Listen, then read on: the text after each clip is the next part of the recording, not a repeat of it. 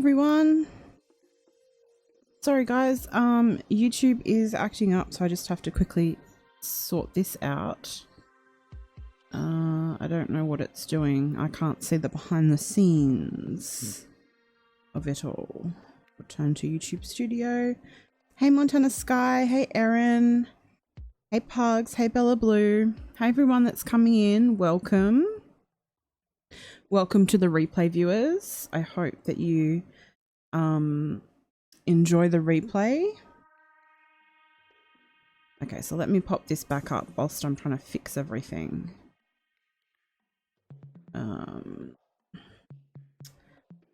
I stuffed everything up.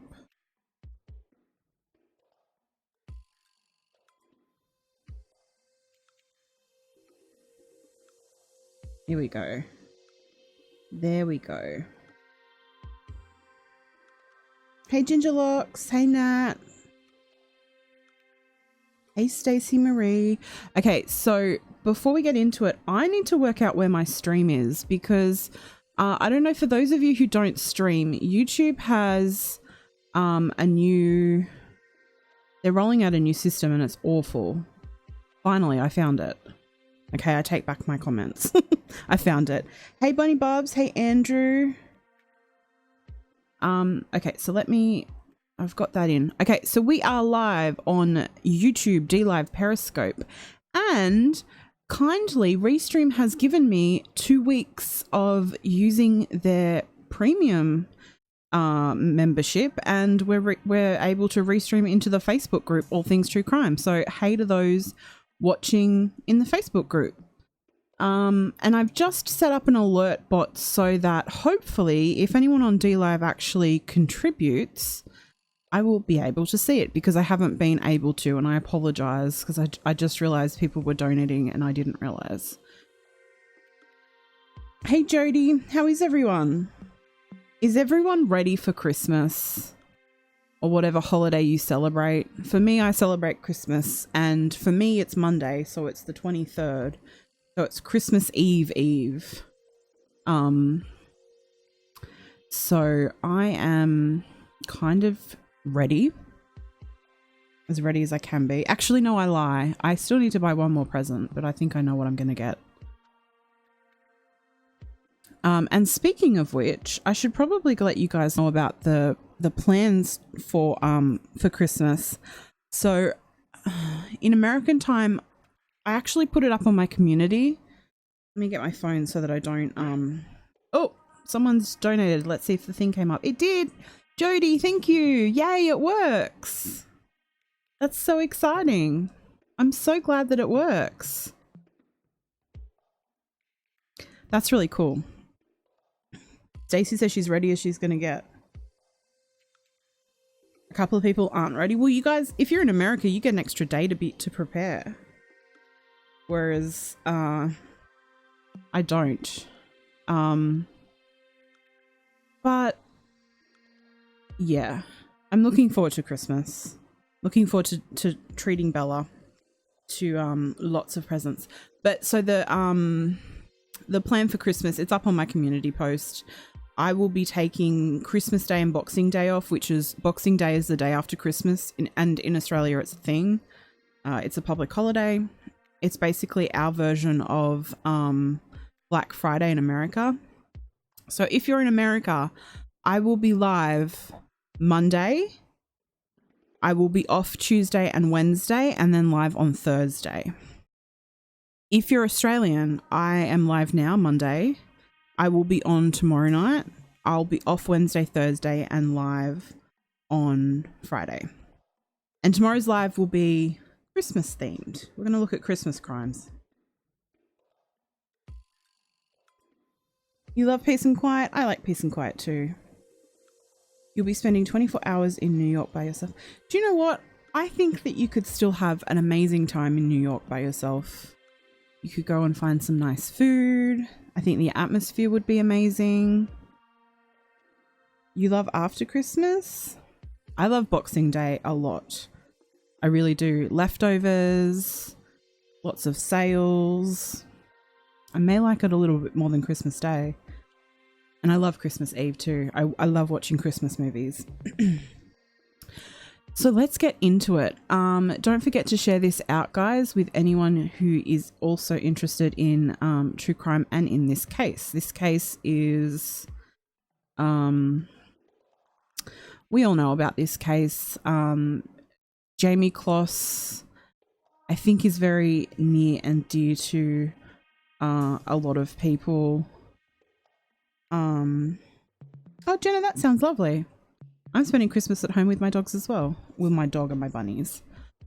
So for those who don't know, a little brief rundown of the kidnapping of Jayme Closs and the murder of her parents.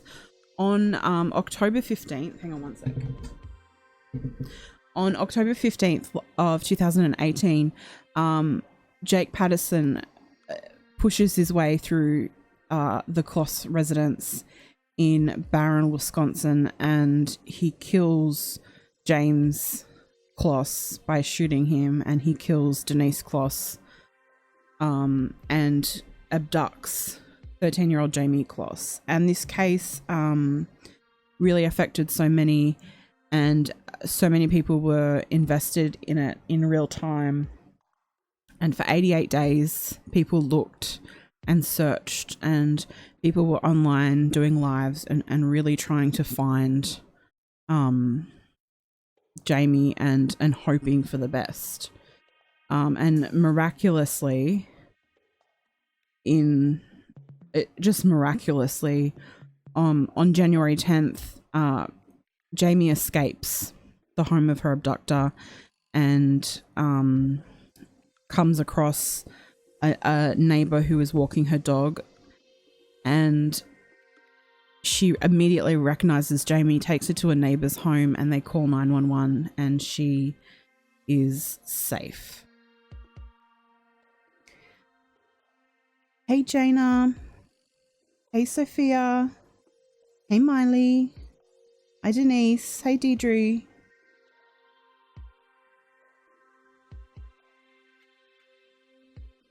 So, Jake Patterson was obviously arrested, and charged with several different counts. He was charged with 2 counts of first-degree intentional homicide, 1 count of kidnapping, and 1 count of armed burglary. He was charged on January 14th, so 4 days after Jayme escaped, and the bail was set at $5 million cash, so kind of impossible. Hope everyone's well in the chat. And on March 27th, he pleaded guilty to the 2 counts of intentional first-degree homicide and the 1 count of kidnapping. And the judge dismissed the burglary count. Not that that would have made any difference, because on May 24th, he was sentenced to the maximum of 2 consecutive life sentences in prison without the possibility of parole for the murders, and then additional 40 years for, hey Roger, additional 40 years for the kidnapping. So I do believe it was Friday for me, or possibly Thursday. The days are sort of running into each other at the moment. They actually released a lot of the case documents for the Kloss case. And I uploaded the original 911 call. It's 50 seconds long, and I'll play it in a moment. And I also uploaded the full 911 call when Jayme was found. I was uploading a lot of the other dash cam and body cam, and I actually took it down for one particular reason, and it was because I felt like if I'm a victim's advocate, I don't think it's right for me to put all of this up. So I've decided that comes before views or clicks on a YouTube channel. So I'm not going to put it up. I'm going to leave it down. even though I spent a lot of time downloading and editing and stuff, but it really doesn't matter. So you sort of think, well, then why are you doing a stream about it? And it's because I've been reading through the documents, the case reports, and there's 1,605 pages, and I'm only 300 pages in. And I'm going to highlight things in the case report about Jayme. It's about who she is as a person and what she was like. And I think that's important for us to focus on, instead of the gory stuff. I did want to put those 911 calls up, especially the first one, because I think it's important to humanize the situation as well. So in saying that, I guess we should play the 911 call. Hey, faithful one. So who has heard the 911 call? The first 50-second one. Put a 1 in the chat if you've heard it. Put a 2 in the chat if you haven't heard the 911 call. Welcome in, everyone. Yeah, Jayme is the most important part of all this, and I just decided not to put it all up.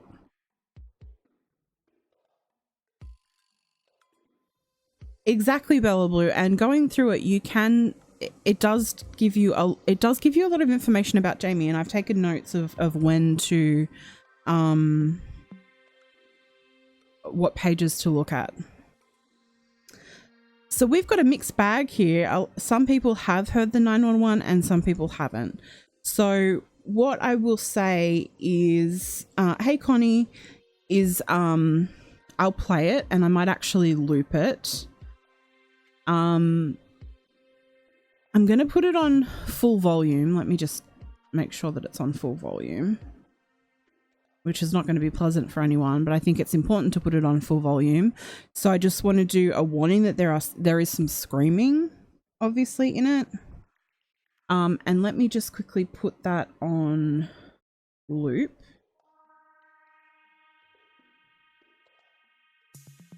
And I'm going to play it a couple of times. Actually, I won't put it on loop, and then so then I'll know when to cut it off. Okay. All right. So brace yourself. It's 50 seconds and I'll play it a couple of times.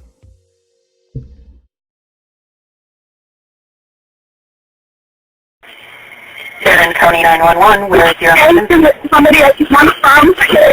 Hello?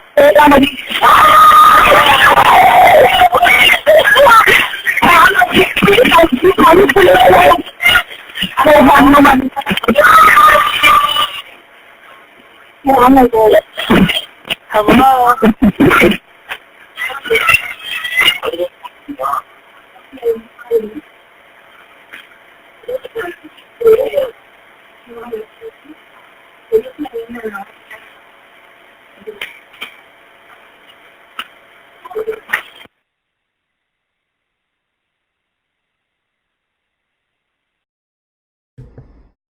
Okay, so that was us hearing it once.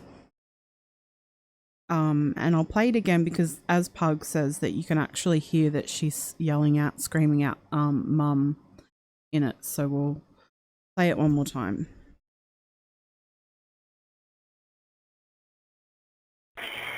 Devon County 911, where is your husband? Somebody at one farm. Hello?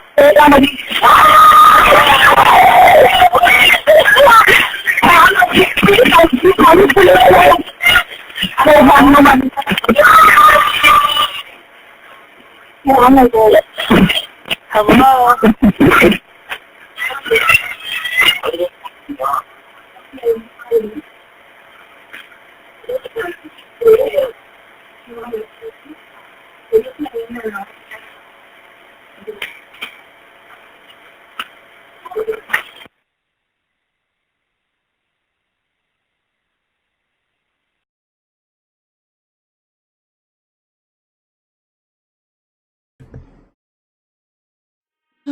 So it's pretty hard. So Pug says that when she's yelling is when she saw her dad. So I mean, I don't know this from what I know. So apparently Denise makes the phone call. Hey Judy Ron. Denise makes the phone call. And he found Denise and Jayme in the bathroom.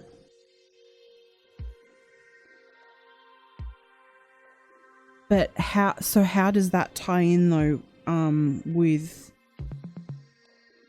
Jayme seeing her dad? Because wasn't he in the like the hallway of the house?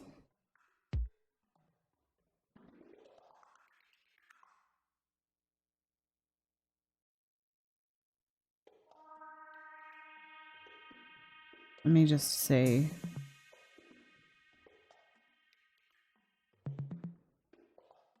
So this is what it says. This is just on Wikipedia. So it says, I'll read you,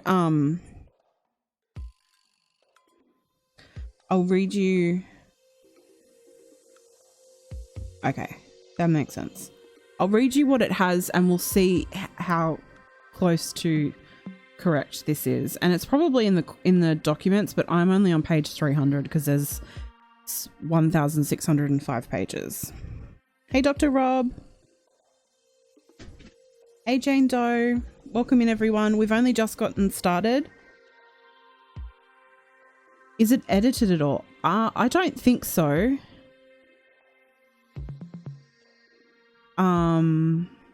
Let me just check the file. Good question. So I will say that the public record release is heavily redacted, as you will see in a moment. Heavily redacted, but I understand because it's the parts that are redacted are people's names, etc. But let me have a little look at. It doesn't say anything on the file about it being edited.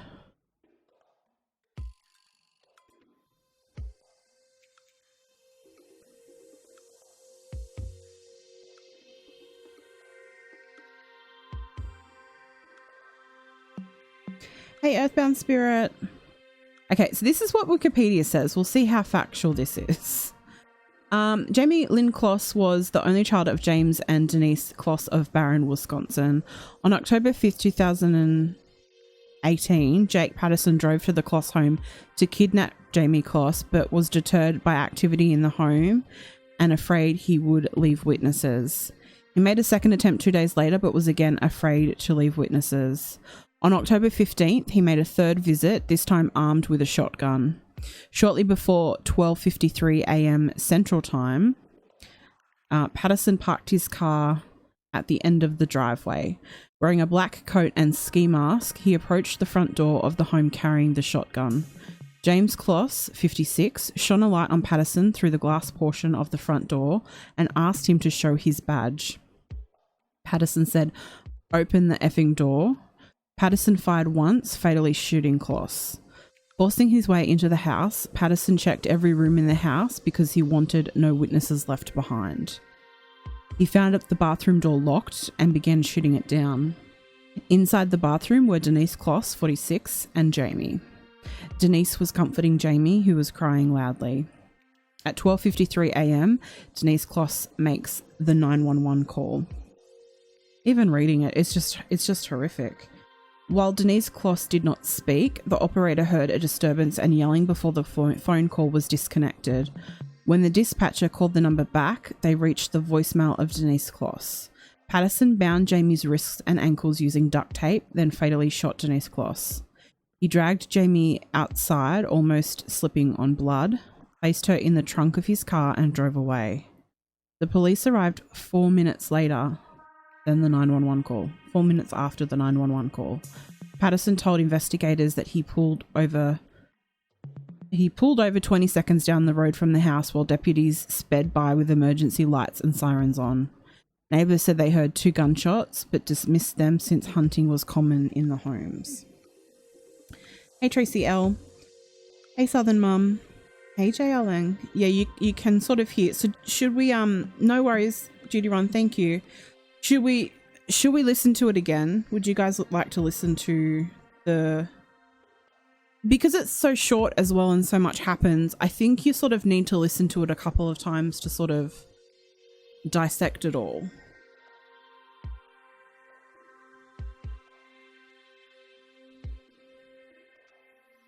So we might listen to it again and see what you guys can pick out of it.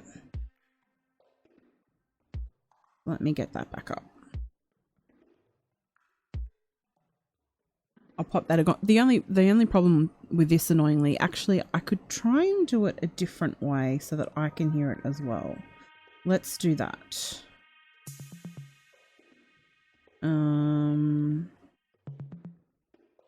I suppose if I do this, this may actually work because I can't hear it whilst it's playing the way that I'm doing it on Hey Polka Dot Suzanne, welcome in everyone. Let me do it a different way and see if this way I can hear it, because it's really hard because I can't hear it at the same time you guys can. So let's have a look. Okay. Let's try it this way and see if this works. 7 County 911, where is your husband? Somebody at one farm. Hello?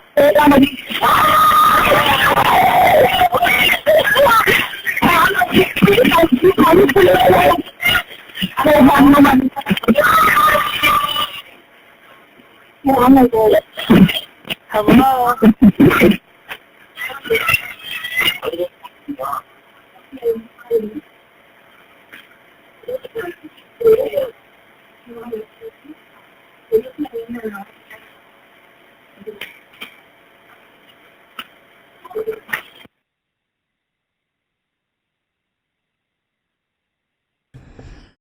Okay, I was personally able to hear it that time. Judy Ron, it is 1:24 p.m. So lunchtime. I didn't hear any shots. But in the beginning I was trying to work it all out. So maybe I'm going to play it one more time. I hope that's all right with you guys. Let's have another listen.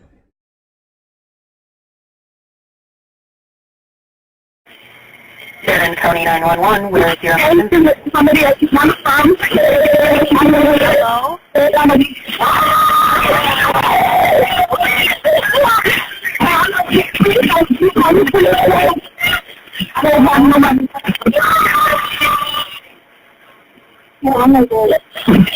Hello?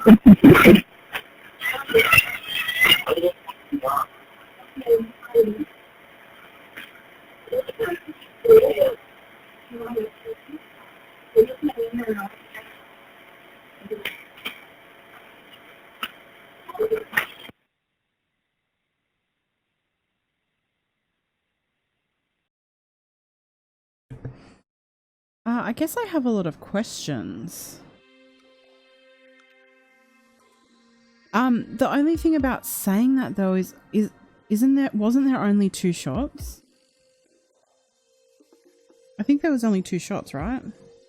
Well, yeah, actually no, he shot the door down as well.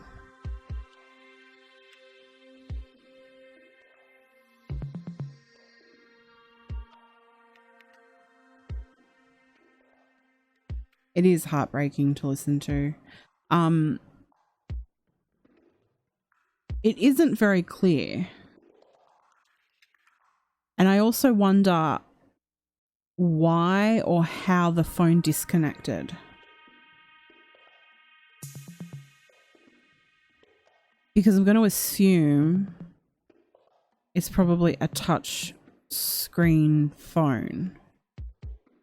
You heard 4? So to summarize quickly, what we do know is that he busts into the house, he shoots James once, fatally shooting him once. And then he checks every room, finds the bathroom is locked, shoots the door down. And then I do believe that Denise and Jayme were in the bathtub.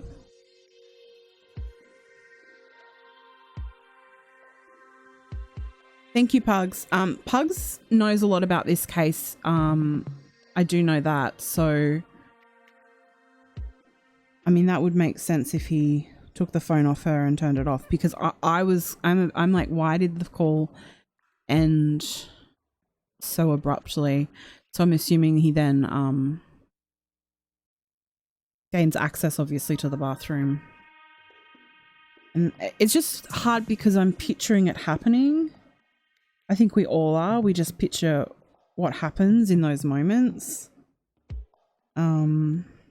It's just so awful.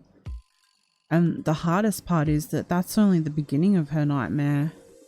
That's only day 1 of 88. And then, I mean, just because you're rescued doesn't mean that everything's okay again.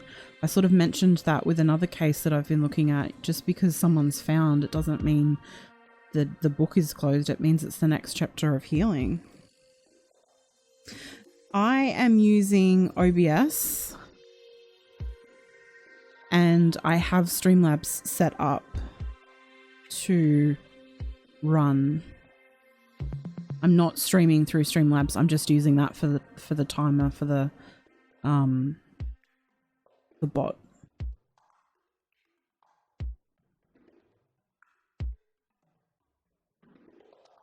Let me just look. Was he stalking her? So what we do know is that he was, because I mean, and you can see it when you look through the, when I show you all of the witness statements and everything, they're trying to look for a connection. He had absolutely no connection to her. He saw her at a bus stop. It's completely random. Completely random. Exactly, Judy Ron. The mental and psychological aspects of the case is immense and lifelong for Jayme and for her family as well. So, okay, so that's the 911 call. If you want to listen to the full 911 call of when she's found, I think it's like 40 minutes long. Let me just double check. Yeah, it's 39 minutes and 47 seconds long. It's up on my channel, and you can listen to that as well. I'd listened to some of it previously, but I hadn't listened to the full as well. Miss Justice, unfortunately, we don't know that, and they've kept that. They've respectfully and very just honorably kept that private, and I really really respect that.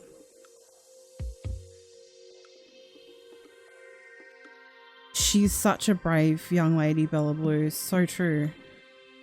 Okay, so let's have a little look at the let me scroll all the way back to the beginning and show you. So this is the DCI Investigative Public Records Release Case Reports. It is 1,605 pages, and I'm going to read it all to you today. No, no, that's not going to happen. A lot of it is heavily redacted, and a lot of it is just witness statements and things that don't really pertain too much and aren't really. It's just a whole bunch of witness statements. It proves that they worked their absolute butts off on this. So let me know when it comes up on the screen if you want me to make it bigger or not.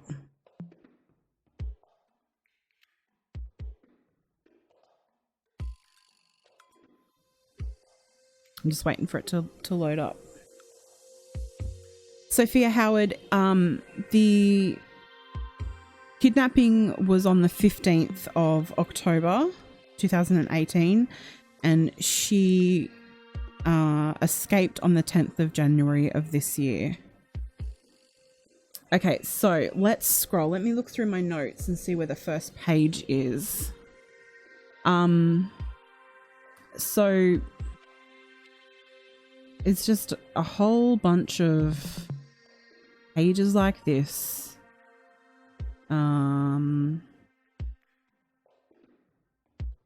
Okay, so we'll start with page 3.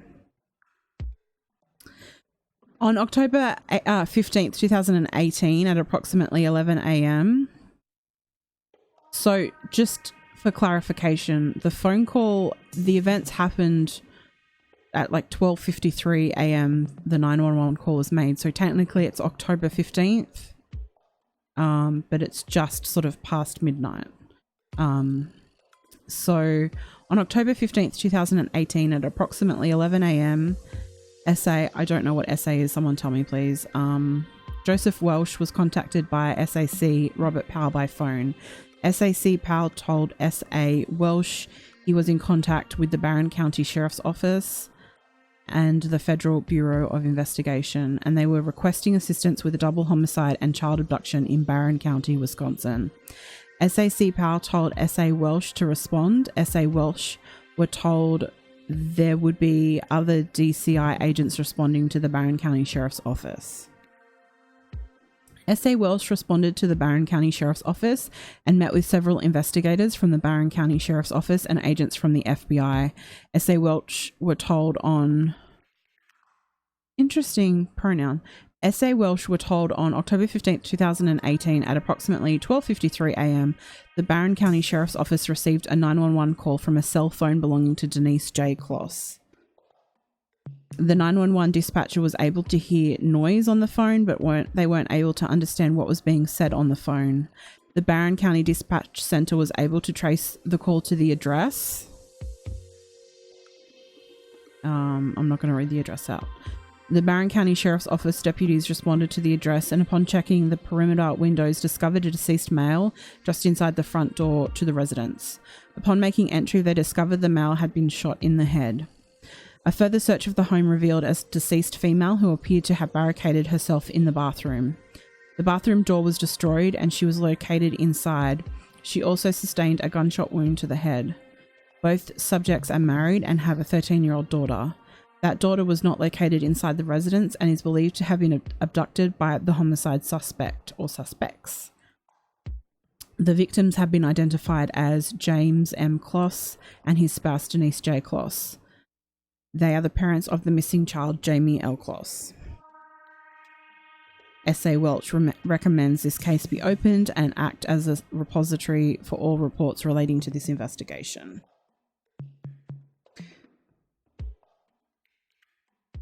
Oh, I agree, Judy Ron, completely. All right, now we scroll. So I do believe the next page I wanted to go to is page 28. Let me just see. Okay, so this is an interview of Lynn Kloss. And so this talks a little bit about Jayme. On October 16th, 2018, Special Agent Gates and Special Agent Darren Hynek of the Wisconsin Department of Justice Division of Criminal Investigation conducted an interview of Lynn Kloss, mother to James Closs and grandmother to Jayme Closs. During the interview, the agents asked questions related to a series of questions regarding Lynn's knowledge of Jayme and relationships she may have had with family and friends. Lynn stated Jayme did not have any physical deformities, tattoos, piercing, or scars to note to include in the report. Lynn stated Jayme does not wear glasses or contacts. Lynn did not indicate Jayme had any particular style of clothing she preferred to wear. Jayme did not make any changes to her hair color recently. Lynn could not recall the exact date of her last contact with Jayme, but thought it was around the 15th of September. So, a month earlier. Lynn stated the only person who would have lived with Jayme other than James and Denise was her aunt Jennifer. Because Jennifer moved and stopped babysitting Jayme, Jayme had to change schools to Barron. Jayme had been attending school in Cameron.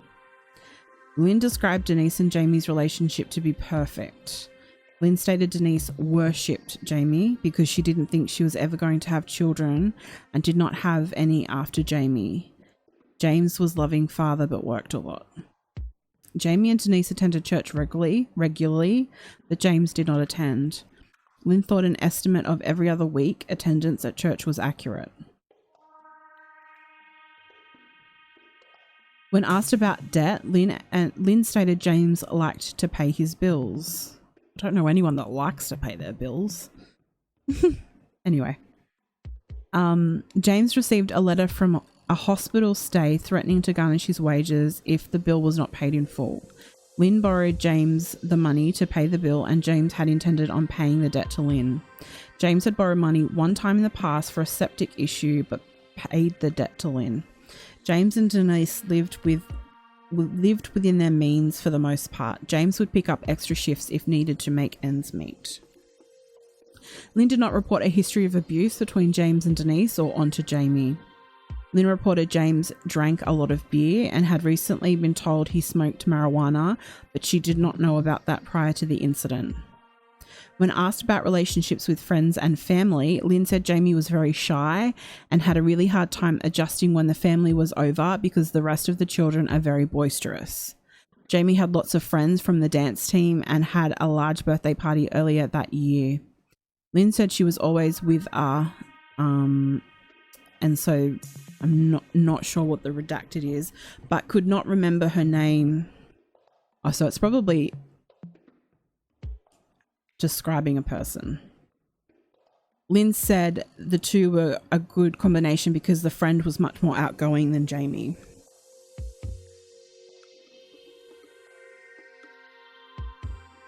The only difference though, Polka Dot Suzanne, is that Elizabeth Smart was, whilst they were both abducted from home, Jayme's parents were killed and no one was killed in regards to Elizabeth Smart. When asked about social activities, Lynn believed Jayme was involved in track, redacted, was on the dance team and was a member of the band. Outside the school, Jayme was active in her church with her mum. Lynn knew Jayme has a cell phone but has not seen her with any other devices. Lynn was not aware of any inappropriate internet use and did not believe Jayme was overactive on her phone. Lynn could not provide any additional information at the time of the interview. And the victim information form was turned into the leads team upon completion of the interview. So, that's a little bit about her and her grandmother. So let's move on to what Jeffrey Closs says. That's James's brother. I do believe they all have J names, which is quite cute. That's page 30, so that's only the next page.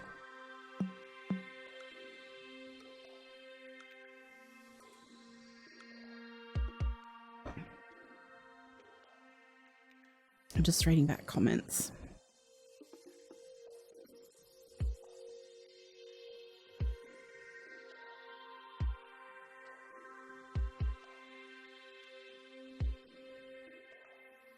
Okay.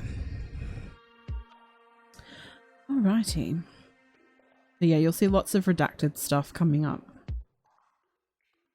Synopsis. On Tuesday, October 16th, 2018, at approximately 12:15 p.m., Special Agents Bodo Gajovic and Todd Higgins, assigned to the Milwaukee field office of the Wisconsin Department of Justice Division of Criminal Investigation, geez, there's a lot of words, were requested by DCI Special Agent Jeffrey Wishk and conduct an interview of Jayme Closs, brother of the decedent Jayme Closs, based on lead number redacted. Thanks to you, Ron, Special Agent. Okay, that makes sense. I'm blaming my Australianism on that. At the time of the request, Special Agent Wish provided a brief synopsis of the recent shooting incident having occurred in Barron County and requested agents obtain a statement from Kloss regarding his knowledge or lack thereof regarding this incident, as well as any historical information pertaining to Jayme Closs that might assist this investigation. Additional information provided by Special Agent Wish was that Kloss was identified in an anonymous tip as possibly having some involvement and or knowledge regarding this double homicide, which might be related to the ownership of family-owned cabin in northern Wisconsin. I didn't know that. Did any of you? I mean, there were so many different possible suspects, as you can see through the 1,605 pages. They did a great job at investigating. Agents were then provided contact information for Kloss, who works in the area of DeForest, Wisconsin, on a job site, redacted, and that he could be reached at the following work phone number of redacted, or his personal cell phone number, redacted.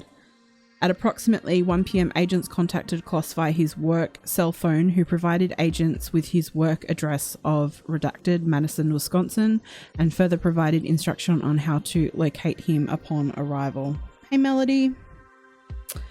At approximately 1:16 p.m, special agents did locate and initiate an interview of Kloss on the work site. Okay, let's just skip ahead.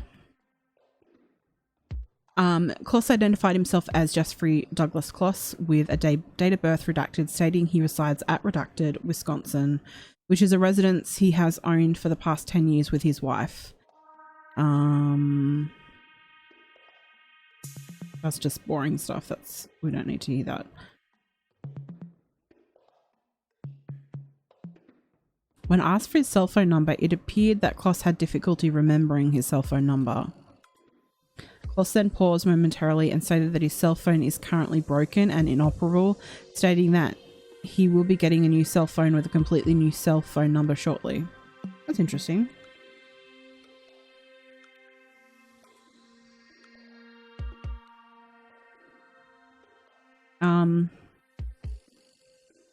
This is all family stuff. This is not... We don't need to get into that. This is more what I wanted to get into. When questioned about his parents, Kloss stated that his father, James N. Closs, was a retired grocery manager who passed away January 2018 of a heart attack. He also stated that his mother, Lynn Kloss, approximately 75 years of age, is still alive and lives in Ladysmith, Wisconsin. Kloss then spoke briefly about his deceased brother, Jayme Closs, whom he stated was 56 years of age and works at a turkey factory, possibly called Jerome's, but stated that it might now be under a different name, that it is one of the largest employers in Barron, Wisconsin. He identified James' wife as being Denise Closs, approximately 46 years old, who is also employed at the turkey factory. Lastly, Kloss identified their daughter as being Jayme Closs, who he stated is approximately 13 years of age. Yes, she was Bella Blue. Regarding the homicide of his brother, agents were informed that Kloss first realised what had happened to his brother and sister-in-law was when his daughter Sierra, I think you would pronounce it, Kloss had sent him a copy of a news article about two people being deceased and that the police were looking for Jayme Closs, who was missing. Kloss stated that he immediately called his mother, who advised him that she did not know anything about what had happened. So he then called his sister, who informed Kloss that she was currently in the process of getting information and that she would call him once she was able to ascertain what happened. And that really is so sad that I can't imagine finding out through a news article or through media that such a tragedy like this has happened. Night duty, Ron.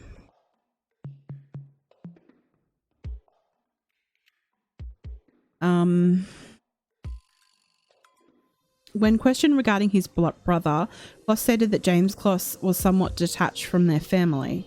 Kloss believes that Jayme Closs did not have the best of relationship with their father and at times felt that he was left out of family decisions. He further volunteered that amongst himself and the remaining siblings that he had the best relationship with Jayme Closs. Kloss stated he would call Jayme Closs every Sunday morning at 8:30 a.m. and did in fact speak with James this past Sunday, October 14th, and believes Jayme Closs' cell number to be redacted. He was asked when the last time was wherein he had been over to Jayme Closs's residence in Barron and stated that it was sometime this past spring when Jayme Closs had called him about problems with the lawnmower and that he went to the house to look at the lawnmower to get it back running. So this is on the 14th. It's the it's technically the day of, in a sense, because it happens at 12:53 a.m. But so Kloss stated that when he spoke this past Sunday, Jayme Closs was in good spirits and seemed the same as usual, and that they talked about the Brewers, the Packers, and about cooking, which was typically their every Sunday morning discussion. Kloss stated that those three things were his brother's life and that he had no other hobbies.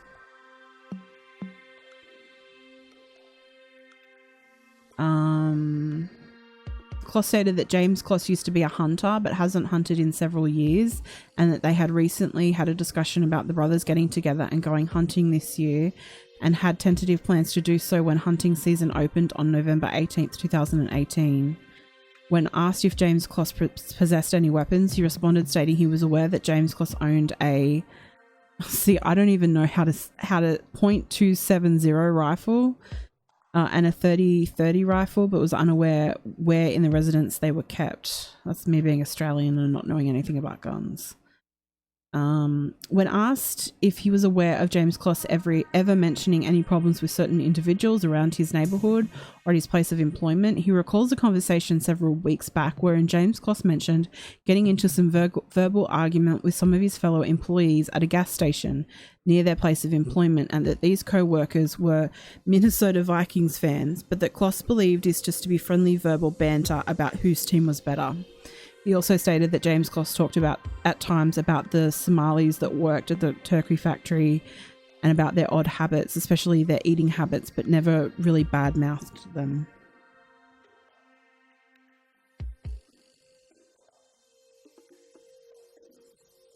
The next paragraph discussed that that James was a marijuana smoker.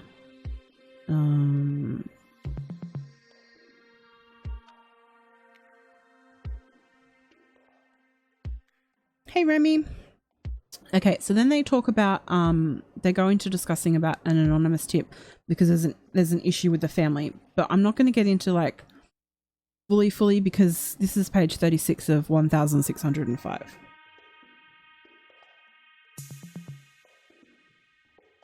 So let's go down. This is what I wanted to mention. The conversation was then directed towards his niece, Jayme Closs, who stated that Jayme Closs was a very quiet person, but that as she was aging, seemed to have become more talkative. Kloss also stated that Jayme Closs was very close and very connected with her mother, Denise Closs, and that he did not see the same type of interaction between Jayme Closs and her father, James Closs. Kloss stated he doesn't believe that Jayme Closs was homeschooled and believed that she started at a school in Cornell, Wisconsin, but then later changed schools. Kloss stated that it was his belief that Jayme Closs possessed a cell phone, but that he is not aware of the cell phone number. And that's just all unimportant. And that just moves on. So then I want to look at page 54 because that talks a little bit more about Jayme.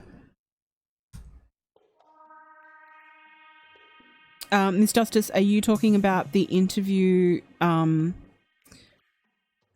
Jake Patterson's interview?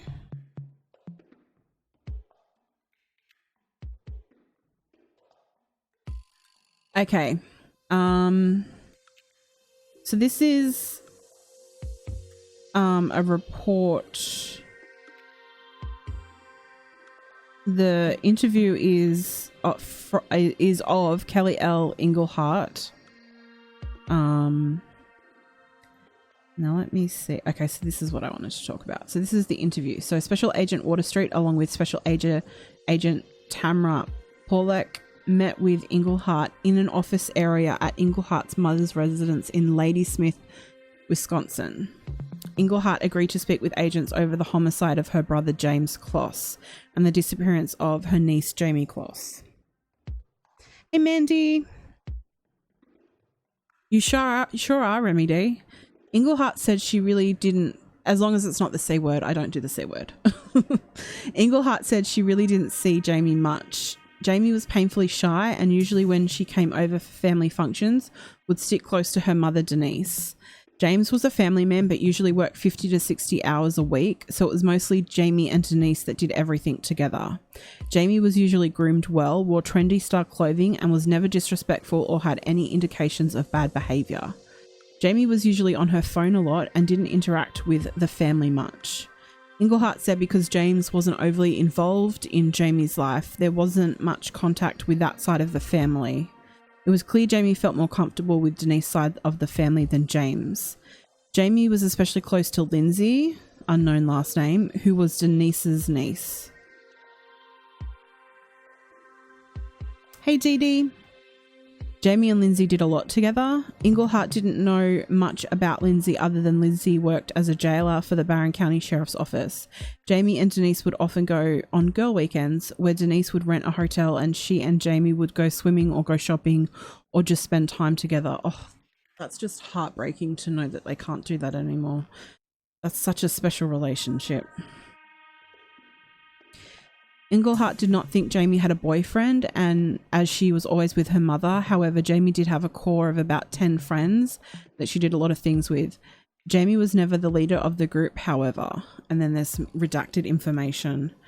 Jayme was involved in dance and church activities, however wasn't overly active on social media or didn't really put herself out there online. Englehart said Denise mostly posted pictures of the family or other things and was the more active online than Jayme or James. Hi Dairy D. Denise and Jayme were consistent churchgoers whilst James was Catholic but never went to church. James was a football sports fanatic, especially when it came to the Green Bay Packers. James never missed a game and in fact had taken a vacation day from work Tuesday, October 16th, 2018, as the Packers played on Monday night game and he planned on watching the whole game. So that's the night after they were murdered. He was going to take the day off. That's so sad. So I think stuff like this is really great because you get to know the actual people. James did not have any family conflicts that Englehart knew of. It seemed everyone got along well. The real only conflicts James had was over Minnesota Viking fans. James really didn't like conflict and wouldn't involve himself in it if there was a choice. James never really involved himself in politics, nor did he involve himself in political discussions. He was a simple sports fan that would drink beer and occasionally smoke marijuana. However, he would stay away from the marijuana mostly because of work drug tests. Some redacted information, and then James and Denise asked to borrow money from their mother because he didn't have enough to cover bills.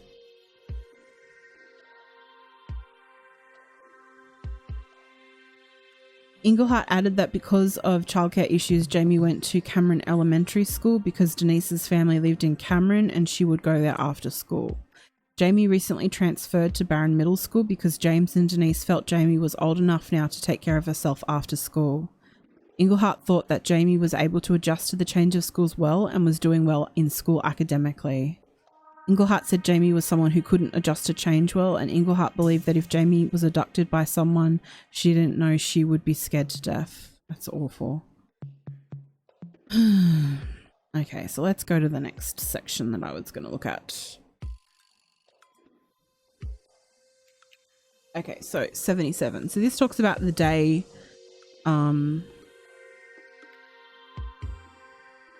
the day, technically the 14th, even though the incident happened on the 15th at 12:53. Let me just take a moment. Hey, Spider Lady.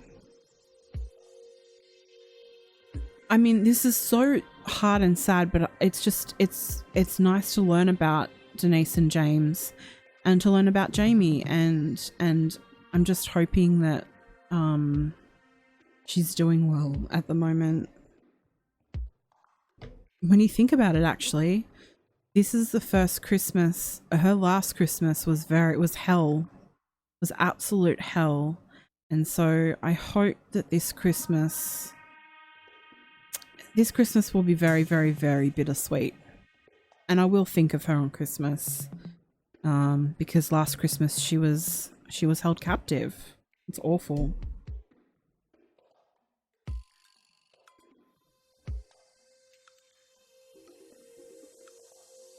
Okay. So, lots of redacted stuff, but that's okay.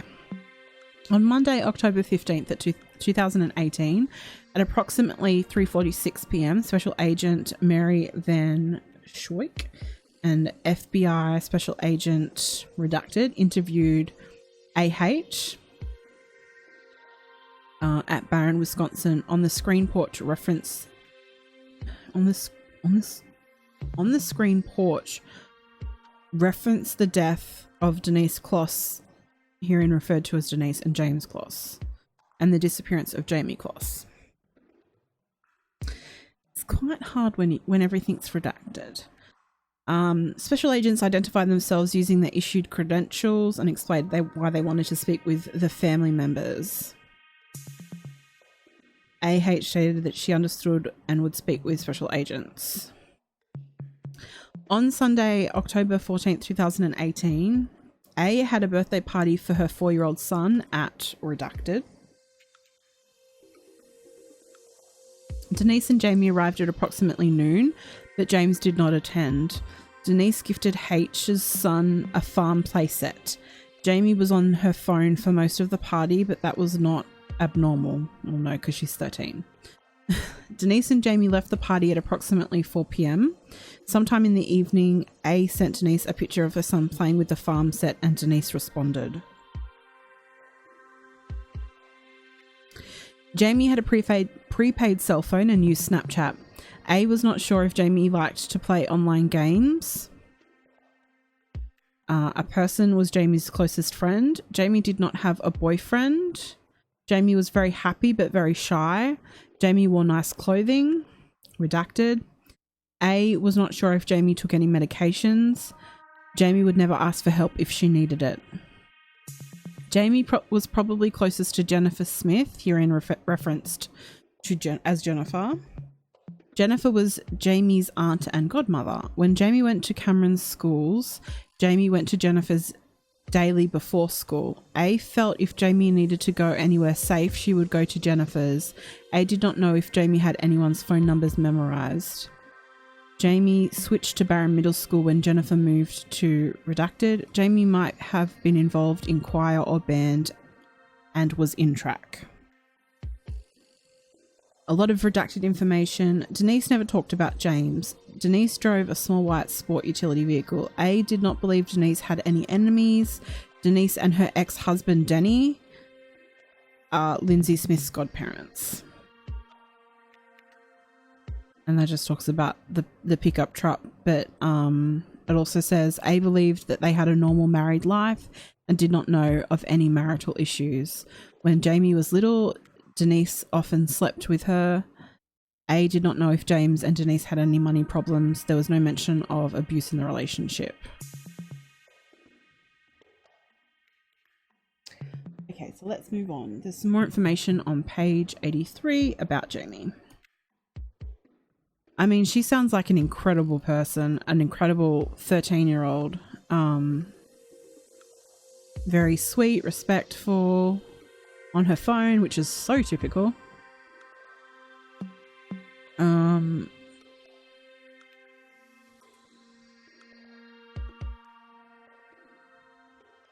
Okay, so this is another interview on a screen porch.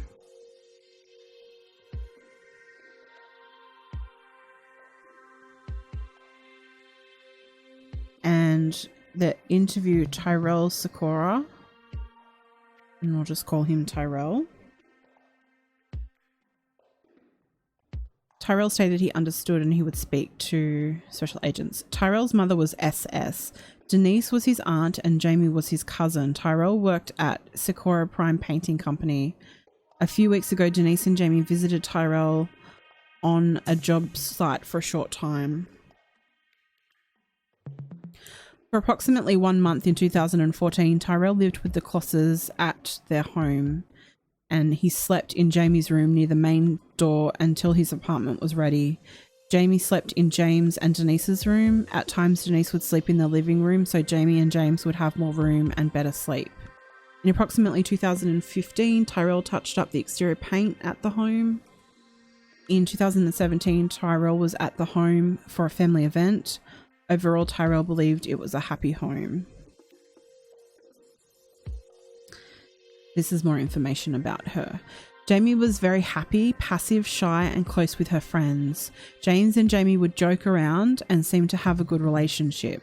Jayme was very close with Denise and was dependent on both her parents. Jayme had a cell phone and was friends with Tyrell's siblings on Snapchat. Jayme enjoyed eating at Dairy Queen. Jayme was never disobedient to her parents and never acted out at home. In summer 2018, for approximately 1 week, Jayme was in Marshfield Hospital and Tyrell went to see her. James had approximately 6 beers a night and would watch sports in the basement in his man cave. And then it just talks a little bit about that. I don't want to get into that.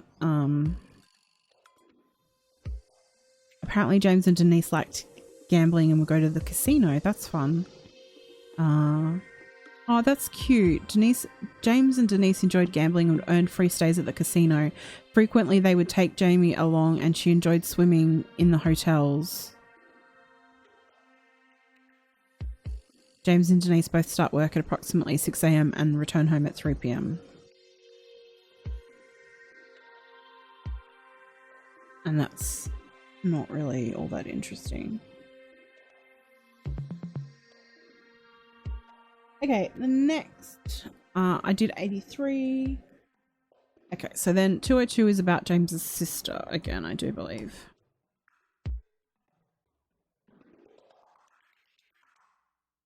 Oh, so there was information about, so there's apparently something to do with the cabin, but it's not really that important. I just wanted to hear more about them as people. What did they say about Lindsay in there? When I'll go back.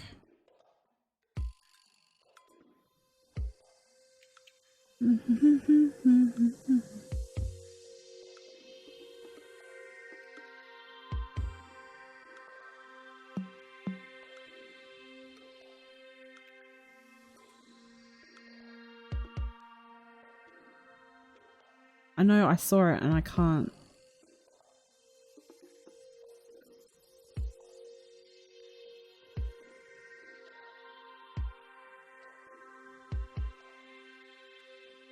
Does anyone remember where it said about Lindsay? I swear I just saw it.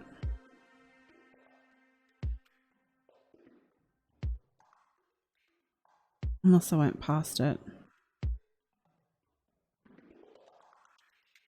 I'll go down again and see.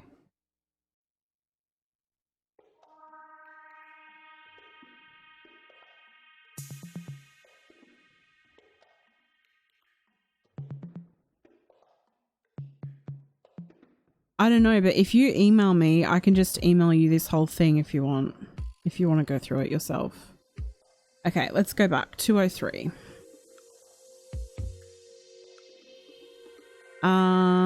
Okay, so this is about, let me go back up. Sorry for the scrolling, guys. I know how annoying it is. This was a huge interview. Kelly L. Englehart. And that's James's sister.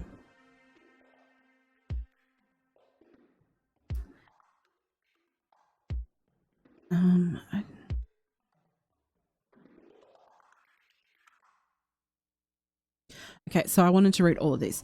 It should be noted that on October 16th, 2018, at approximately 5:49 p.m., Special Agent Jed Roffers had contacted Englehart to arrange the interview, and in the process of doing so became aware that Englehart had not been made aware of the vigil that was being held at 6 p.m. at a church near Barron, Wisconsin. During this phone call, Special Agent Roffers and Culver had spoken to Englehart with Special Agent Roffers' cell phone on speaker. After Special Agent Roffers identified himself to Englehart, Special Agent Roffers wished to ask Englehart questions in regards to lead redacted, which was in regards to a safe which Jayme Closs was believed to have had in the basement of his residence. Englehart provided the following. No worries, Dari D. Special Agent Roffers had advised Englehart that someone had advised... This is so annoying to say all of this. I'm just going to say SA. SA Roffers had advised Englehart that someone had advised him and Culver that someone had stolen a coin from Jayme Closs, and sometime after that, Kloss had gotten rid of a safe which Kloss had had in the basement of his home. Englehart stated she believed her brother James was not a collector of anything. S.A. Culver asked Englehart when she had last been inside James's residence. Englehart stated it had been 5 or more years since she had been inside James' residence, and stated it had been this long since her mother or brother had been in his residence as well. Denise, it was. That mother-daughter bond was so strong.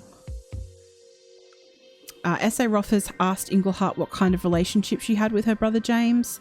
Englehart stated that their father died on January 15th, 2018, and that she and James always got along before and after their father's death. Englehart stated James called their mother and brother every Sunday, and that James was best friends with their brother Jeff. Englehart stated James almost always went to bed early as he had to get up at 4:30 a.m. for work every day. Englehart stated James would take off of work on Mondays if the Packers had played on a Sunday. Special Agent Roffers asked Englehart if James had ever placed wagers on sporting events. Englehart stated James may have placed bets in football pools at work, but she could not see him going outside of that. S.A. Roffers asked Englehart if James had frequented casinos. Englehart stated no. S.A. Roffers asked Englehart if James was into pull-offs. Englehart stated he probably was and would have purchased them at the gas station as James did not go to bars. I'm not really sure what a pull-off is. Is that like the beer? Hey, Renee. Oh, did you? I have a million messages to go through. I'm afraid I'll have to look at it later. The phone interview concluded at 5:55. Someone needs to tell me what a pull-off is. Is that like the beers that you pull off the stuff? Yeah, I'm so glad that she has her aunt, and hopefully they can have a really close relationship. Oh, a pull-off. Like, okay, so we call those scratchies. It's like a lottery ticket. Okay, we call those yeah, scratchies.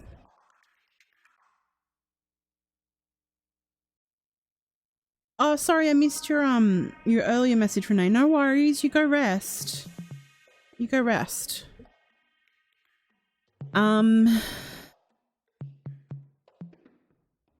Okay. So a lot of it just goes over the same sort of stuff. I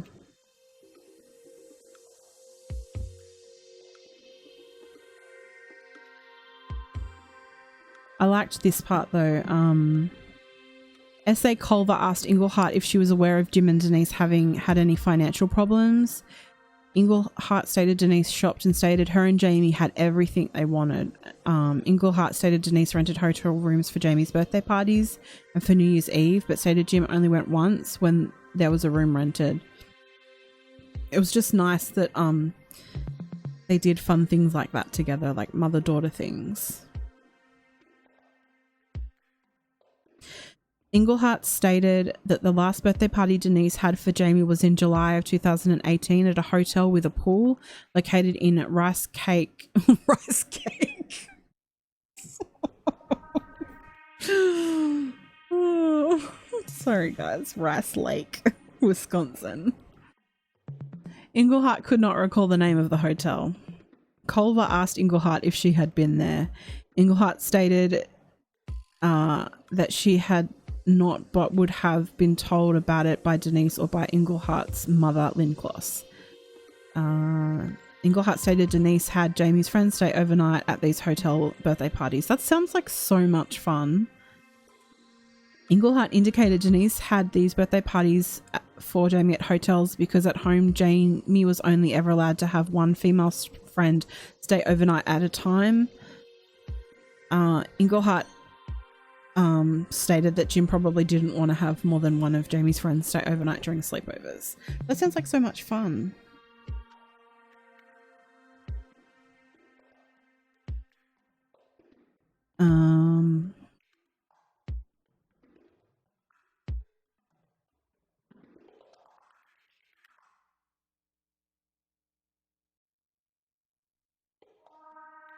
Englehart stated her brother Jim, which is James, did not have parties at his home and he mainly watched sports on TV, worked a lot of overtime, went to bed early and got up early for work. She stated Jim worked, cooked, and that every time he cooked, he told their mother about what he was making. Seems like such a hard worker. I mean, they both seem like such hard workers, and Jayme seems just so polite and lovely. Like, it's just horrific because you're reading this and I'm learning more about them, and they're just a regular, normal family who are working hard and are working hard to provide for their daughter, who was a miracle, it seems. And it's just so senseless.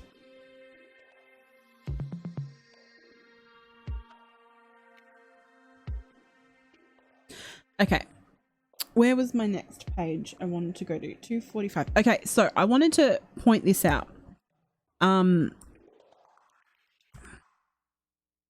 What they did, let me let it load on the screen first.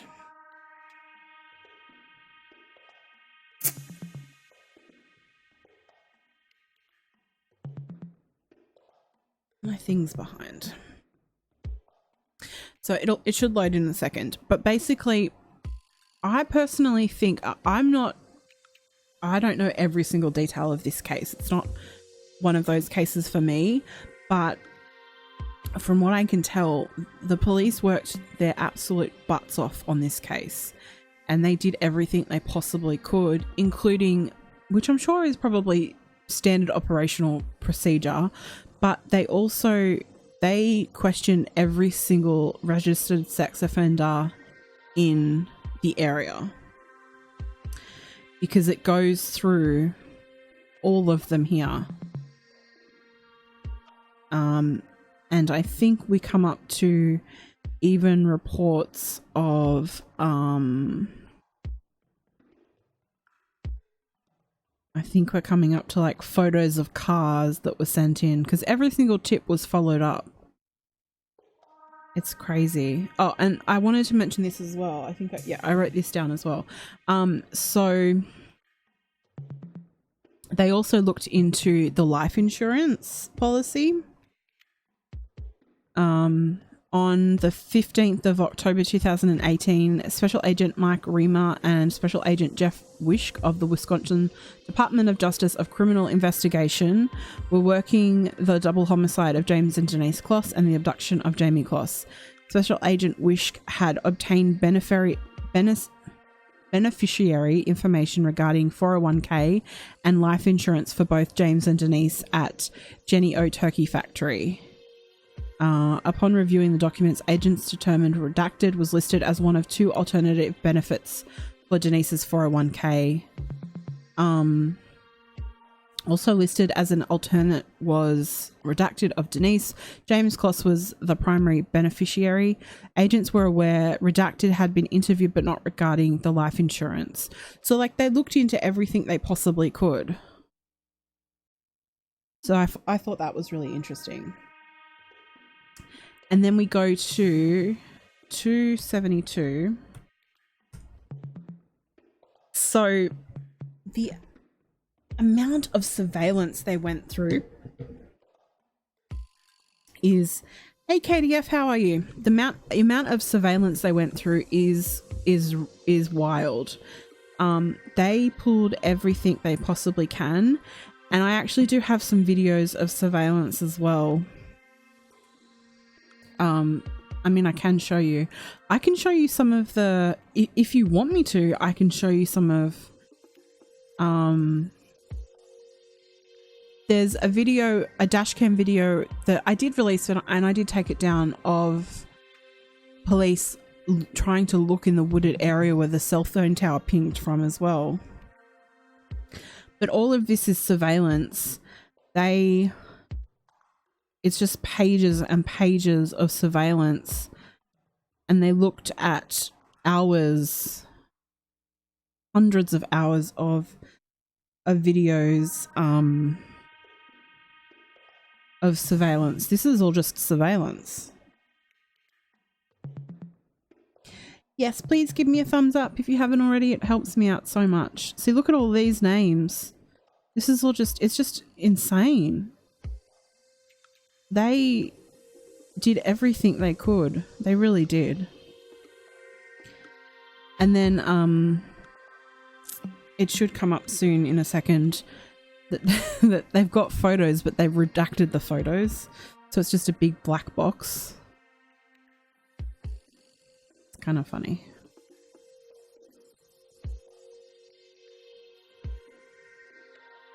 No, Bella Blue, he was never on the radar. He was completely random.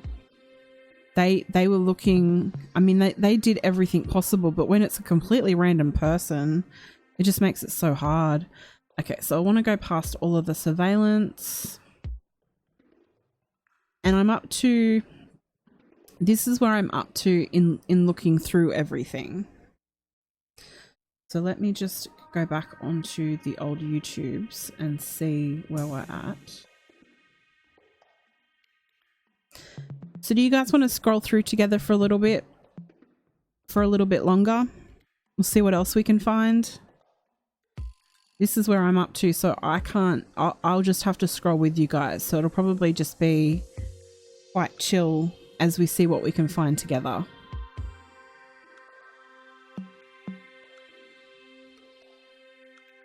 So that's probably just, so that's surveillance again.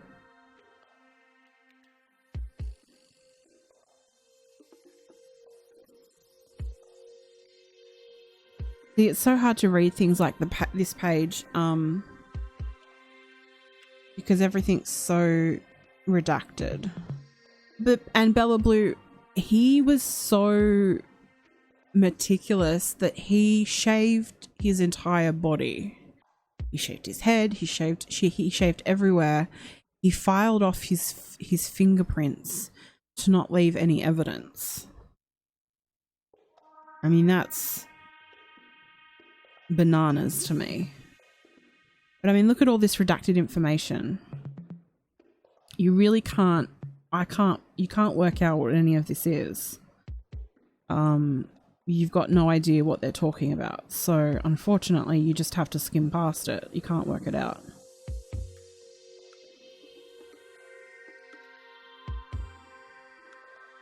So someone found a shotgun casing.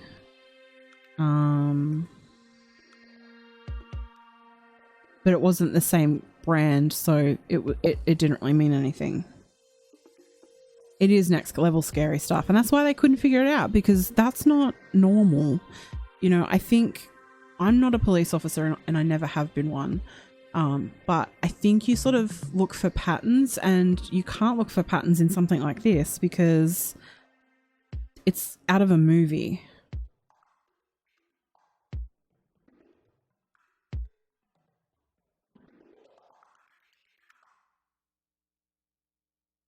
Okay, so this was about a search. Oh, so a possible search warrant that would be executed in Washburn County.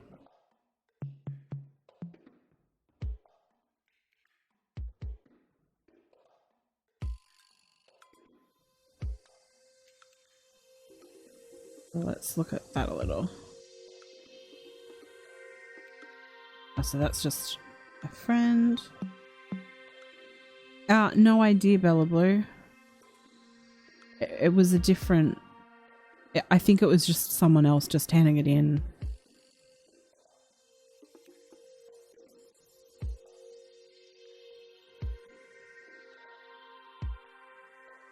And see, like, little tips like this,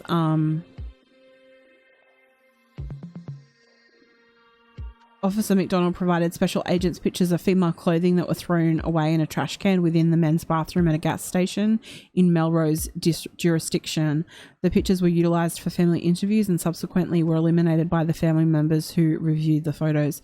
So, like, there's thousands of tips they have to go through, and people want to help, so they give you as many tips as they can. Okay, so this is about the vigil.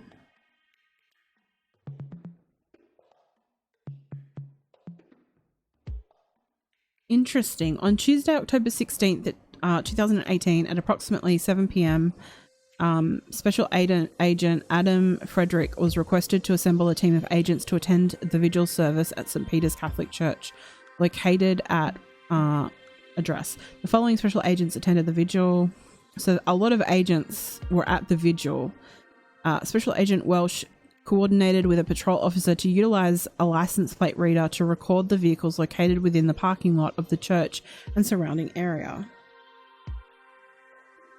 The recorded license plates were retained and submitted for analytics to cross-reference with additional leads.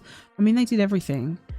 During the service, Special Agent Beanie observed one male who was wearing a hooded sweatshirt. The male sat through the service with his hood over his head and appeared to be with a female.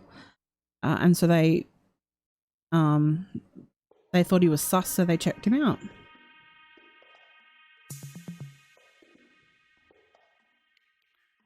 So I actually have a video. I think I have the footage of it, Bella Blue, and you can't make it out at all, I don't think. Let me just double check and see if I do have the footage. I'm fairly sure I do. Desktop.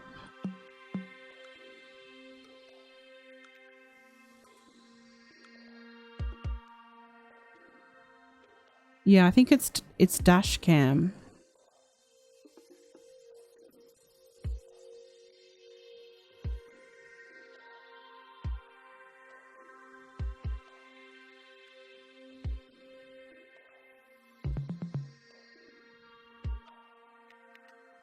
I just need to work out which officer it was.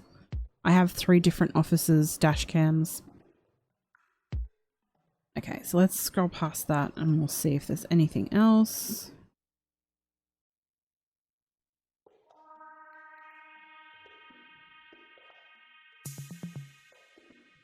Okay, so this is Nyberg, and that's Jayme Closs's uncle, the brother of Denise. Last contact with Denise was on or about October 1st.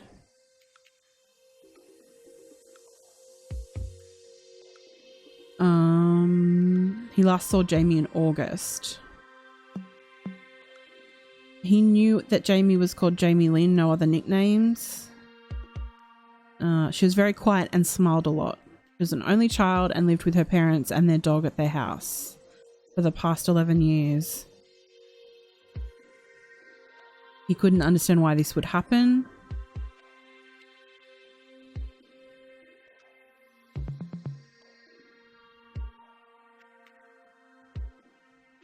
Apparently James didn't attend a lot of family functions.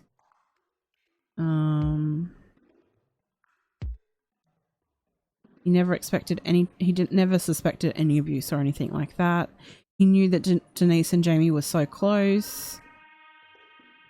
Denise took Jayme to visit her father, Jayme's grandfather, almost on a weekly basis. Jayme had been in dance classes, cross country and ice skating. Denise would also take Jayme to the Catholic Church in Cameron. Jayme was in the 8th grade at Barron's School. Denise said she was an A student but struggled in maths. Jayme would sometimes hang out with friends from school without asking, but had no behavioural issues and was described as a sweetheart. There was never any concerns expressed about the friends with whom Jayme associated. Nyberg did not know Jayme's friends. He did not know her to be dating anyone, but Denise had described her as googly over boys. Jayme had her own phone, possibly an Apple smartphone. Nyberg never communicated with her via text or social media. Denise bought her a lot of clothes and other things she needed. Nyberg did not know Jayme to have her own money or debit credit cards.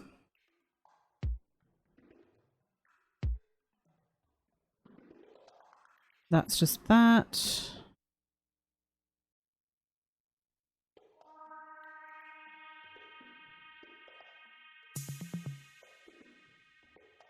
A described Jayme as shy and quiet. They would only say hi to each other on those occasions. So it's all pretty much the same information, and it just sort of validates that, I believe.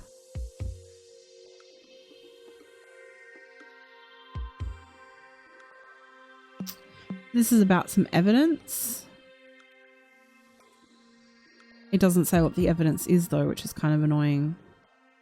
Let's scroll down and see if we have it. Oh, we do. Of course it's redacted. That's so annoying. So all of the items of evidence are redacted in the info.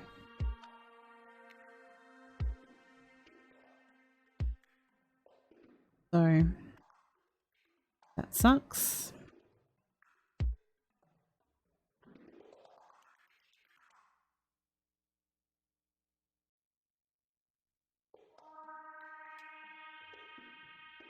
So this is about a search of a possible lead's home. And this is only page 332 of 1605. So we're not going to get it all done today. We can do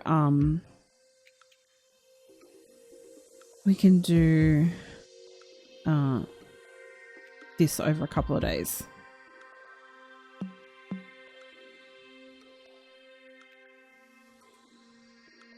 So the Barron County Sheriff's Office collected the mail addressed to the Kloss home. The mail was collected from the UPS post office in Barron, Wisconsin on December 6, approximately 9 a.m. Special Agent Joseph Welsh opened the mail. There was one personal letter addressed to Jayme Closs from a student from a high school in the state of Wisconsin. Detective Jeff Nelson made contact with that school and found the student was writing a letter as a class project. There were several bills from companies addressed to both James and Denise. Nothing was located that appeared to be of evidentiary value. And so it was turned over to be returned to the family.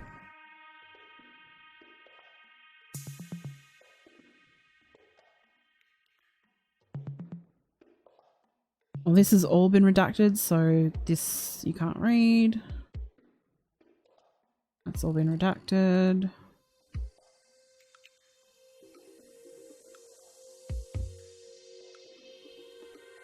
Okay, so this is a little bit, it's a little hard to suss out.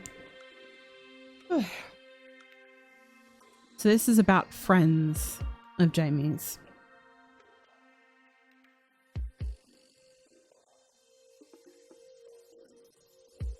Stated she didn't know Jayme to talk to any boys online or in school, and stated Jayme did not have a boyfriend. Stated she texted Jayme through Facebook Messenger. Redacts the Snapchat username. Says she didn't think Jayme played online games.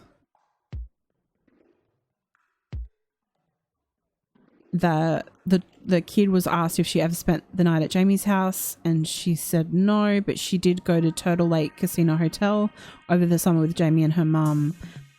She stated they spent the night at the hotel and went swimming in the pool. She stated she thought Jayme's parents were nice, but didn't really know Jayme's dad.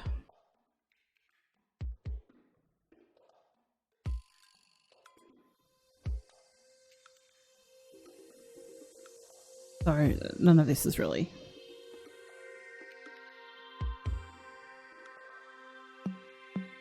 of value. So this is another registered sex offender questionnaire.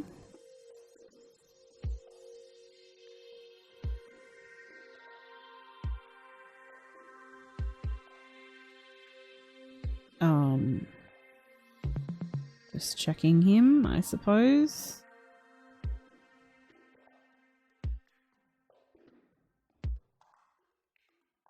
This is a workmate. Doesn't really give you anything.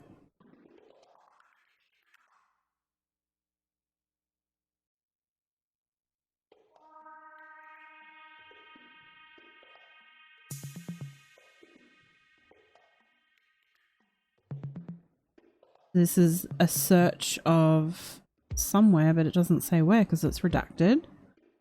Real fun, isn't it, guys?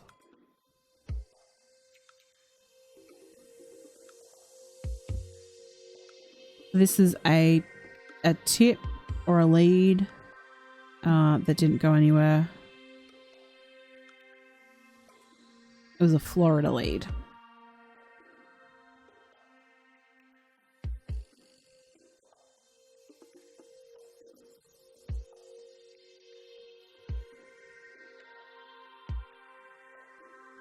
Okay, so this is the interview of Jennifer Smith, who was a sister of Denise and godmother to Jayme.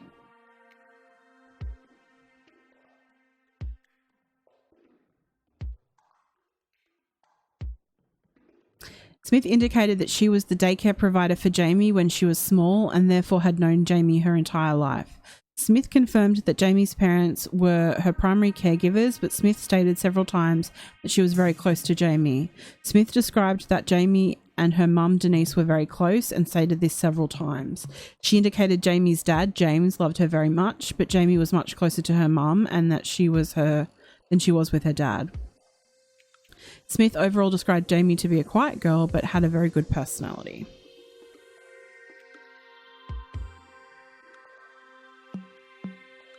Smith indicated that on the previous date of October 14th, 2018, she hosted a birthday party for her grandson. Smith stated that Jayme and her mother Denise attended the party. So this is technically sort of the same day that her parents were killed. But Jayme's father, James, did not. Smith described this to be normal and stated that James commonly did not attend family functions. Smith also referred to the fact that it was football Sunday, and even more made it normal that James would have stayed home to watch football. Smith indicated there was several people at the birthday party.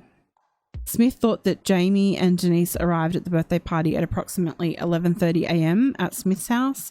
Smith knew that Denise left at one point during the party to go home, but didn't know what time that was. Smith indicated Denise got back to the party at approximately 2:30 p.m. and believed Jayme and Denise left together for the day approximately 3:30 p.m. Smith indicated that Jayme was on her phone a lot during the birthday party and believed it was more than normal. Smith also indicated that Jayme was quiet during the party, which was normal for her. Smith stated that Jayme sat on a chair in the kitchen for several hours and didn't move or talk to many other people inside the home. Smith stated that she was on the phone with Denise from approximately 9:30 p.m. to 9:55 p.m. on the evening of October 14th, 2018. She's described this to be very normal for the two of them to talk on the phone. So that's only a few hours before all of this happened that Denise was on the phone to her. She described it as a very normal conversation, talking about the birthday party and about future Christmas presents. Smith described Denise as a very giving person who commonly bought small presents for family functions for everyone.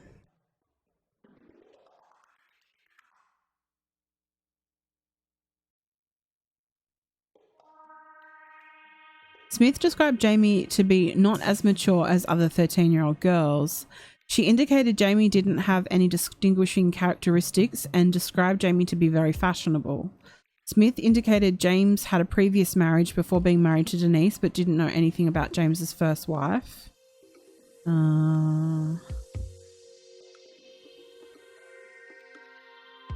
Interesting. She indicated that in early 2018, Denise had made a comment that she thought someone had been in their home, however, never expanded onto that, and Smith didn't know anything more about it or a possible time frame.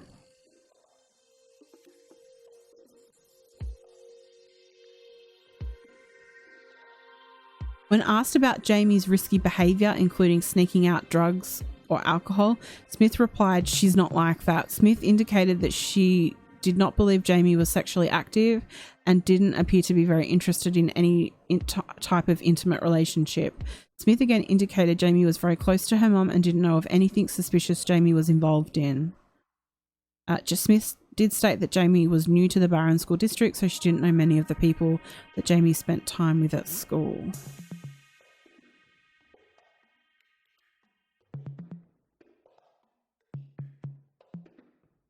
Smith described Jayme's phone to be a Droid straight talk phone from Walmart. She also believed Jayme had an iPad, but wasn't certain. Smith knew Jayme had Facebook, Snapchat, and Instagram as apps on her phone. When asked to estimate the amount of time Jayme spent on her phone per week, Smith stated a lot. That's pretty typical. Smith also indicated that Jayme liked to go to dance class in Rice Lake, not Rice Cake, and Christmas dance, and went there 1 or 2 times per week. She also indicated Jayme liked to shop at Walmart, Hobby Lobby, and purchase clothes with the brand name Pink.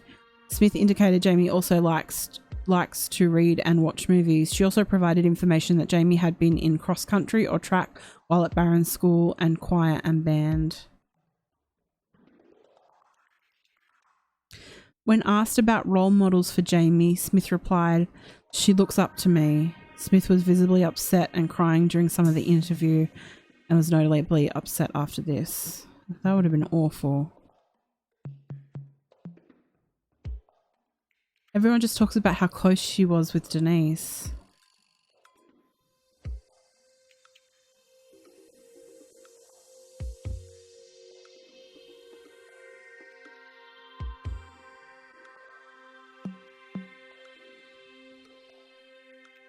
Okay, so that's basically it.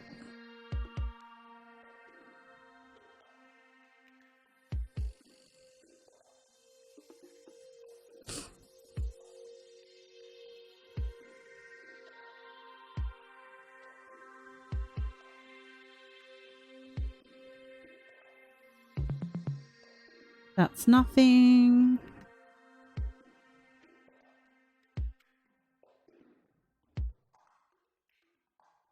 This talks about 2 buccal swabs.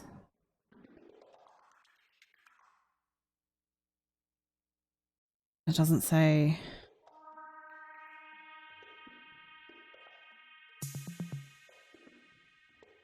Who or what?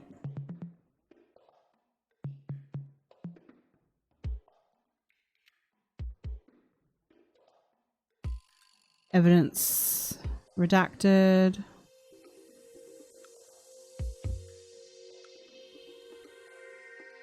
This is just showing that they wanted cell phone records.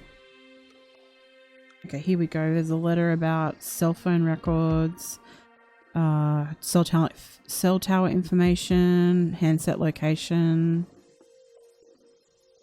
It's just a request for it. This is just a tip about a black sedan.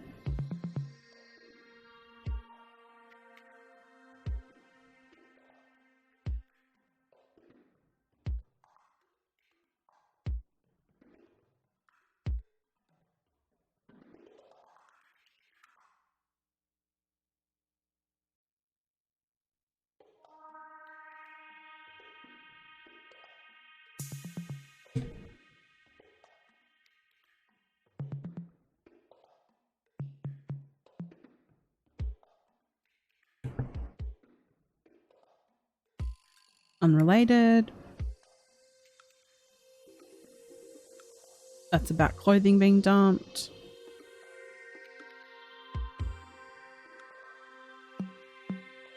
Yeah, didn't they bulldoze the house? What are these? Oh, this is the clothing that was dumped. But it's not Jayme's.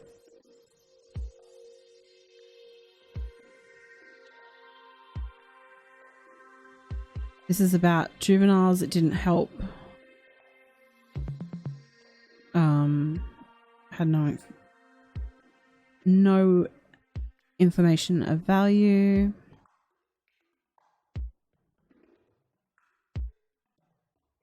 Doesn't tell us anything new.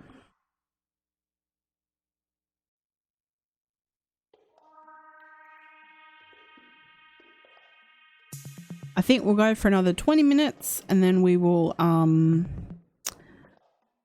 wrap it up for tonight. Tomorrow night we're going to come on and do Christmas crimes, but we will get, what I'll do is whilst I'm off, I'm having 2 days off. Whilst I'm off, I'll go through this and write notes and see if there's any, like, what pages to make notes of. That mentions that there was no threats at work about them.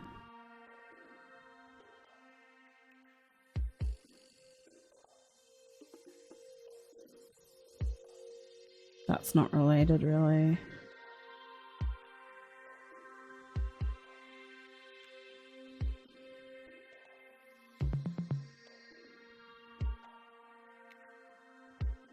This is about a probationer, but that's obviously not involved. Same with this one.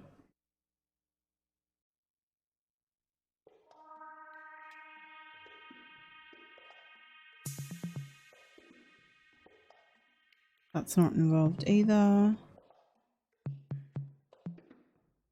I love a good typo.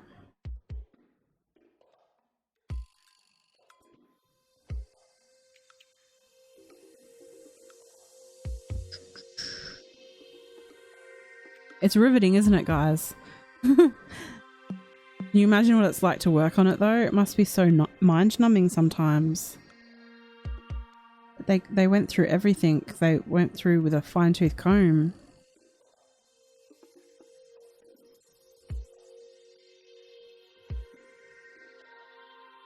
Let's go through. Let's take a break. We're on page 390. Let's take a break for a second. So,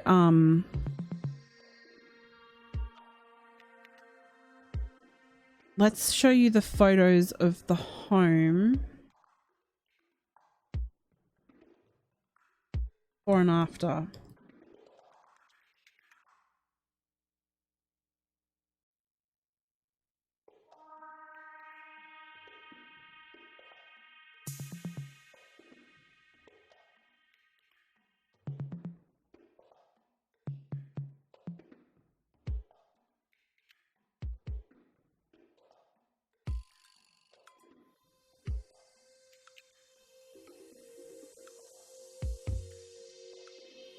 Just trying to find a photo of after.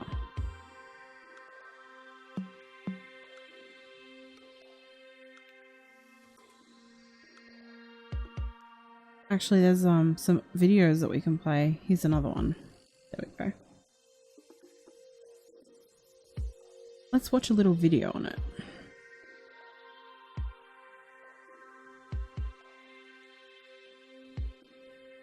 No, we can't watch that one because it's YouTube videos. I get it. I get it. That's why you'd be so desensitized. Mind numbing.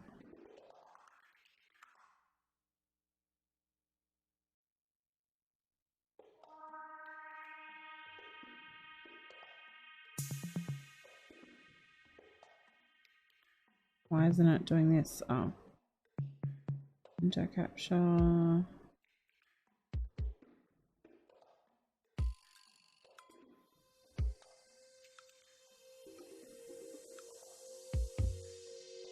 Okay.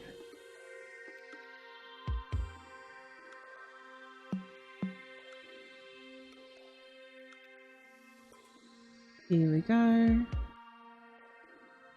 I think this only happened. When did this happen? Let's see, what's the date on this? August. All right, let's watch this.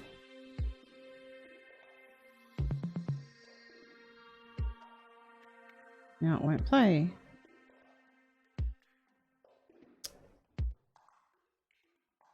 After all of that.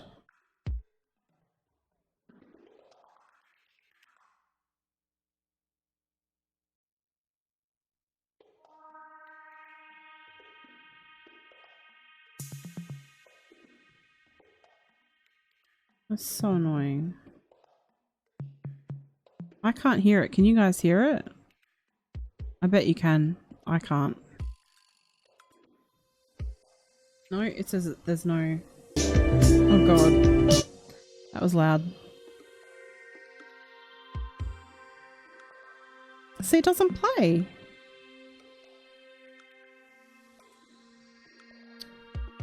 So annoying. Okay, well you can see a photo here.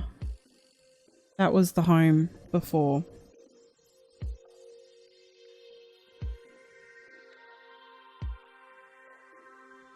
Okay, let me try again. Let me find a different source.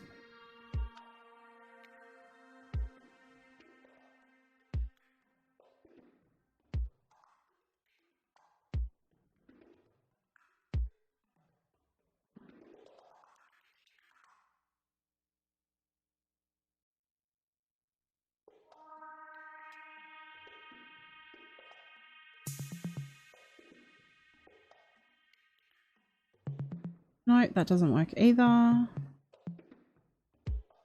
Jeez Louise. No, the house is gone now. I'm trying to find video, but there's, I guess that they didn't do video. So let me just show you photos. So image. This is downloads. This is the before coming up on screen.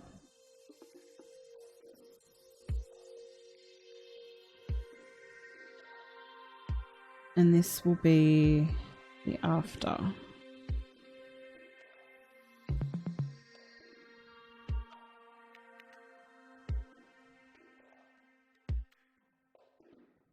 So it is gone.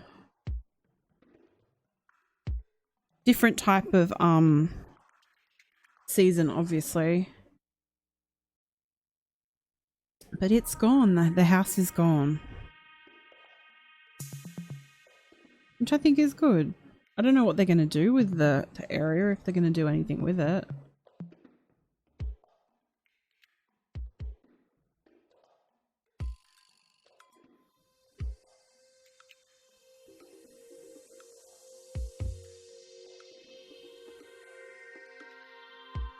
Let me see if I can find an article.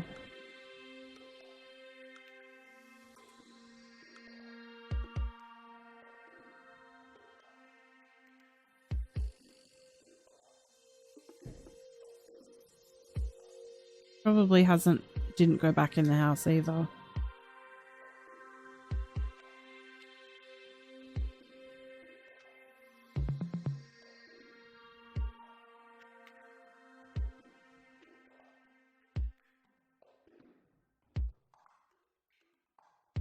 Jayme told investigators she woke up to her dog's barks and saw a vehicle in the driveway.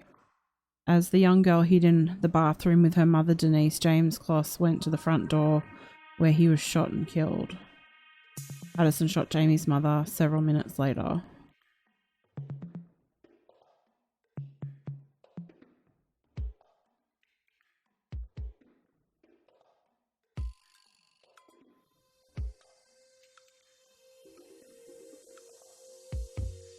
But what about where she was held captive? Let's have a little look. I think obviously that's still standing. I can show you photos of that house as well.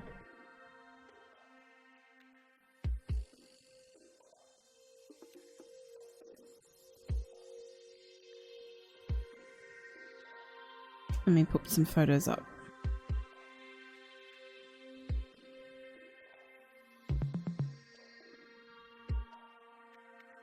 Oh, it's for sale? I don't know who would want to buy it.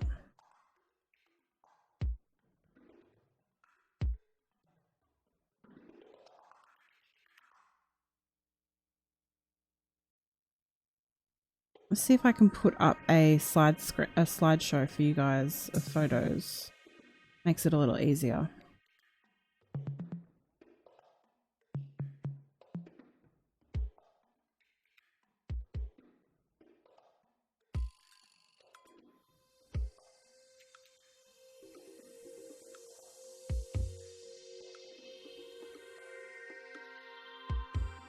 Here we go.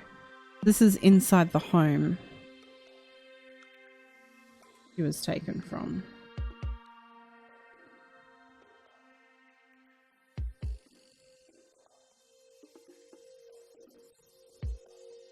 Yeah, who would buy it? I'd buy it and I'd knock it down and put something else there, I don't know. Yeah, once you have a look at it, Bella Blue, it's a dump.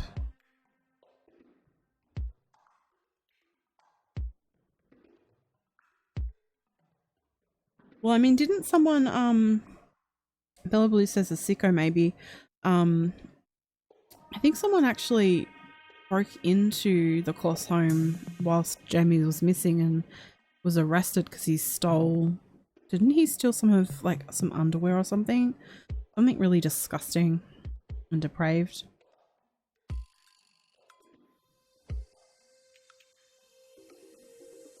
That house needs a lot of work.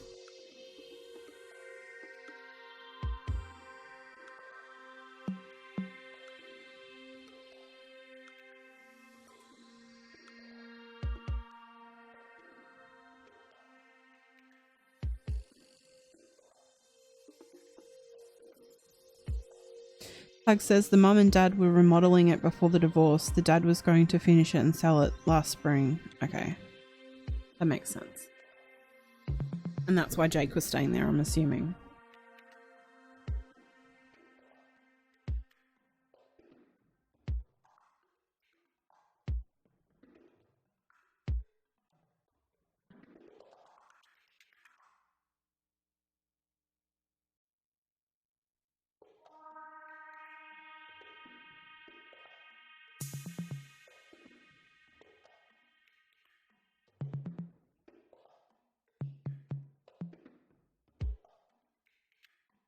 I mean, it certainly would have bad energy there, wouldn't it? I truly believe in that sort of thing.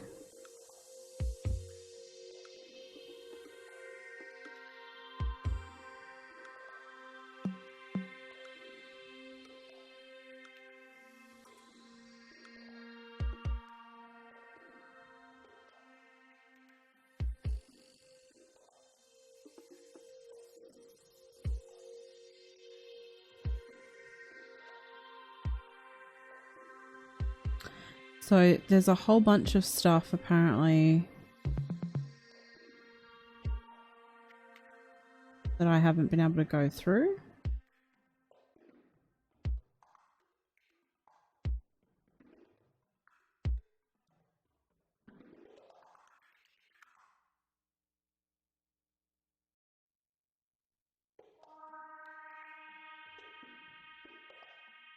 Wow, okay, apparently the autopsies are in here as well as transcripts of the interviews. I will have to get to all of that. Wow. I will make that my mission to do that.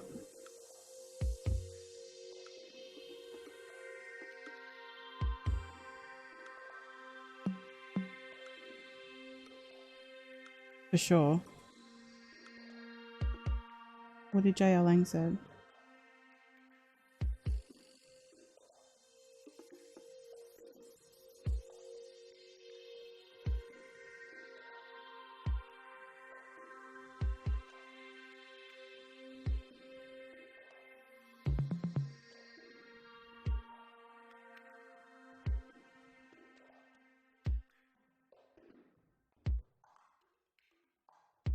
Alrighty guys, I think what I'm going to do is I'm going to wrap it up now. We're only on page 390 of 1605. What I'm going to do is I will go through this, and then on Thursday I'll be live and we will do part 2 of this and we'll wrap it all up. We'll probably, I'll get to the better stuff. I think we were just sort of wading through the beginning stuff. So I will put up an event probably later on just to remind you. So it'll be Thursday for the Americans. It'll be Thursday at 9 p.m. Eastern, which will be Friday 1 p.m. for the Australians. And we will do part 2 of this tomorrow night at 9 p.m. Eastern for Americans, which is 1 p.m. Tuesday for Australians. I'm getting the hang of it with the time difference. We're going to do a fun live. We're going to talk about Christmas crime and crimes that have happened on the holidays. So that'll be very interesting. I think something different and fun. So I will see you guys then for that. Thank you for hanging around with me for the last 2 hours. Please like the video and subscribe if you haven't already, and I will see you this time tomorrow. Bye guys.